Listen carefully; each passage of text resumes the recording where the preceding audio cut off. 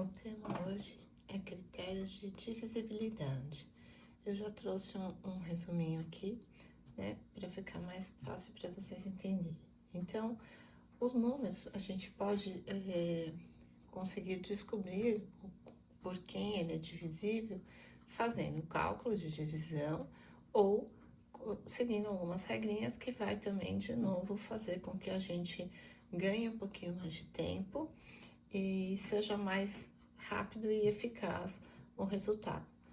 Então, para o número, né, ser divisível por 2, por que não tem o divisível por 1? Porque todos os números são divisíveis por 1. Né? Então, a gente começa a regra por divisível por 2. Para ser divisível por 2, o número necessariamente precisa ser par. Né? O que são os números pares? Terminar com 0, 2, 4, 6 ou 8. Aí eu coloquei um exemplo aqui, ó. Por exemplo, o número 1242. Ele terminou com o número 2 e o número 2 é um número par. Então, ele é divisível por 2. Para ser divisível por 3, eu pego todos esses, os numerais, os algarismos, né, do meu numeral, somo todos eles. Então, nesse caso, vou fazer 1 mais 2 mais 4, mais o 2 de novo. Então, 1 mais 2, 3, 3 mais 4, 7, 7 mais 4, 9. 9 é o número que está na tabuada do 3, então ele é divisível por 3. Para ser divisível por 4, qual é a regra básica, né? Este numeral tem que terminar com 2 zeros, ou os dois últimos algarismos devem ser um número múltiplo de 4. Então, por exemplo, aqui eu coloquei, né, terminado com 2 zeros. Ou esses dois últimos números sejam na tabuada do 4. Por exemplo, um número aqui, ó, 12, 16. Então, esses dois últimos números estão na tabuada do 4. Então, significa que esse número é divisível por 4, certo? Agora, para ser divisível por 5, é uma das regras mais fáceis, né? Então, para ele ser divisível por 5, obrigatoriamente tem que terminar em 0 ou terminar em 5.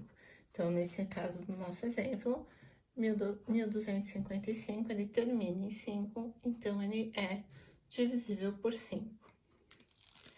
Agora aqui, para ser divisível por 6,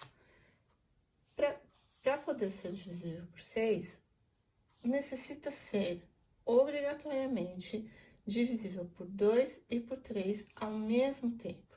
Não pode ser um número que é só divisível por 2 ou só divisível por 3. Ele precisa ser divisível por 2 e por 3 ao mesmo tempo. Então, aqui eu coloquei um exemplo, né? O número 120, ele é um número divisível por 2, porque termina com 0, é um número par. E ele também é divisível por 3, porque na hora que a gente soma todos os algarismos, ele é o número da tabuada do 3. Do 6 foi para o 8, né? Não temos aqui o divisível por 7. Por quê? A regra da divisão, né, a regra de divisibilidade de 7, ele é muito complexo. Então, ele é mais fácil a gente testar o número para ver se ele é divisível por 7 do que seguir a regra dele. Então, por isso que eu não coloquei o divisível por 7. Aí, já fui direto por divisível por 8. Para ser divisível por 8, o número precisa terminar em 3 zeros. Ou os 3 últimos algarismos precisam ser múltiplos de 8, né? Então, aqui eu coloquei um exemplozinho básico. Ele tem 2 zeros aqui, mas os 3 últimos algarismos são múltiplos de 8, então este número é divisível por 8. E, por último, para ser divisível por 10, 100 ou 1000, né, 10.000 e assim por diante, eles precisam terminar com 1 zero, 2 zeros, 3 zeros, 4 zeros, assim sucessivamente. E aí, coloquei um exemplo, né? Então, peguei o mesmo número, né? 280, termina com 0, 2.800 com 2 zeros, 28.000 com 3 zeros. Então, esse aqui é divisível por 10, esse é por 100, esse é por 1000 e assim por diante. tá?